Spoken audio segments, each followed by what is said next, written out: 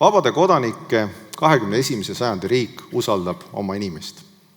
Koos vastutusega oma elu üle tuleb kodanikele anda ka senisest suurem vabadus seda elu enda äranägemise järgi korraldada. Ehitada hooneid, renoveerida kodusid, korrastada naabruskonda, planeerida omavalitsust, käivitada juhtida ettevõtteid, koolitada ennast ja kasvatada oma lapsi. Selles kõiges saab kõrvaldada väga palju takistusi ja ettekirjutusi. Elu läheb paremaks vaid siis, kui lahendused on kodanike käes, mitte riigi käskida. Lõpetuseks. Kui kodanik ei usalda enam iseennast ja kui ta tunneb, et temast ei sõltu midagi ja tema arvamus ei maksa, siis kuidas saab ta usaldada oma riiki?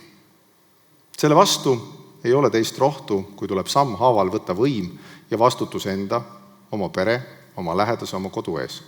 Lihtsamalt öeldes kogu oma elu ees. Ei ole teist rohtu kui vabadus. Ja ma ei räägi tugevama ja rikkama õigusest teha, mis pähe tuleb. See on väga kitsas idee vabadusest. Tegelik vabadus tähendab tunnistamist, et pole riigi asi teha inimeste eest nende elu põhivalikuid, kuidas elada, kuidas majandada, kellega elada ja keda armastada. Tegelik vabadus tuleb sellest, kui tunnistame, me peame muutuma koos ajaga. Me ei saa pöörduda tagasi eelmisesse või üle-eelmisesse sajandisse. Isegi 90-ndate nostalgiasse mitte.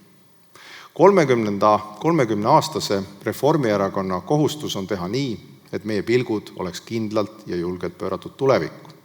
Üha enam sõltub Eestist ja meie sõnumist, vabaduste kaitsest ja tulevikul ausalt vastuastumisest ka kogu läänemaailma tugevus. Seetõttu vajame ja peame üheskoos ehitama vabade kodanike 21. sajandi riiki. Soovin kõigile head peotuju.